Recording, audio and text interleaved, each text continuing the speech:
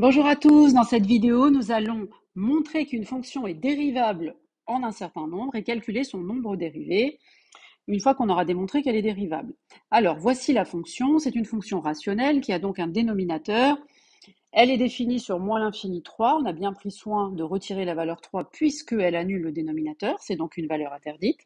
Et je vais essayer de voir avec vous comment on fait pour démontrer que la fonction est dérivable en deux, c'est-à-dire qu'on va être capable de dessiner sa tangente au point d'abscisse 2, et le nombre f' de 2 correspond exactement au coefficient directeur de la tangente en ce point, une fois qu'on aura démontré qu'il était possible de la dessiner.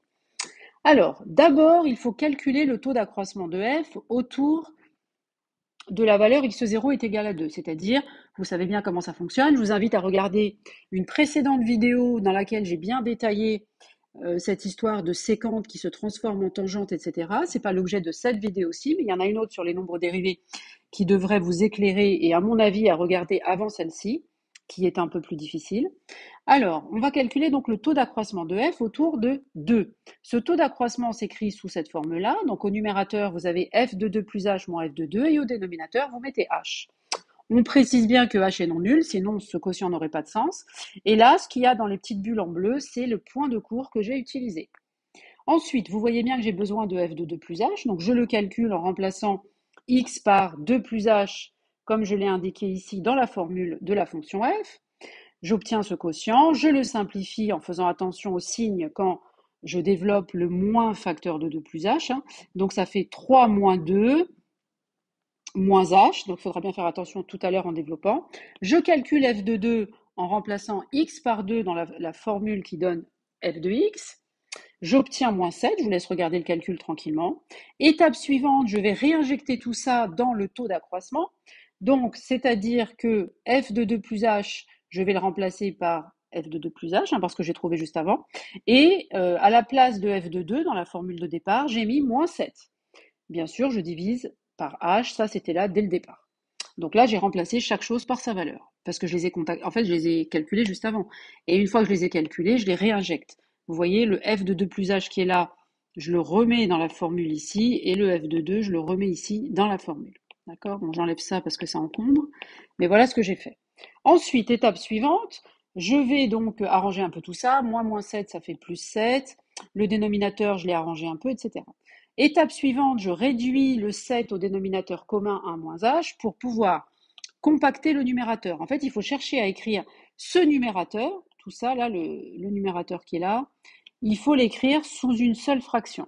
D'accord? Donc là, il ne faut pas le laisser comme ça, sinon vous n'allez pas réussir à finir le calcul. Donc je cherche à l'écrire sous une seule fraction, et ça, pour faire ça, vous savez bien qu'il n'y a qu'une seule façon de faire, c'est ce qu'on appelle mettre au même dénominateur. Donc là, je le fais. Finalement, le numérateur, je réunis tout sous une seule barre de fraction, et le dénominateur commun, c'est 1 moins h. Ensuite, je vais distribuer le 7 sur la parenthèse. Moins 7 plus 7, finalement, il n'y en a plus. Et moins 7h, il reste que moins 7h. Ensuite, vous savez que quand vous faites, ou vous ne savez pas d'ailleurs, quand vous avez A sur B divisé par C, la règle, c'est que dans ce cas-là, donc ça c'est une petite règle de calcul, donc je la mets dans un petit nuage bleu, et bien la règle, c'est que ça, c'est égal à A divisé par B fois C. On multiplie entre les dénominateurs. Donc là, c'est ce que j'ai fait. Le dénominateur 1 moins H qui est là, je l'ai multiplié avec H, puisque vous avez bien, ça c'est B et ça c'est C. Et ce qui est en haut ici, ça joue le rôle de A. A sur B divisé par C. D'accord? Voilà. Donc une fois que vous avez vu tout ça, donc j'efface, sinon ça va faire un peu embrouillé pour vous, voilà.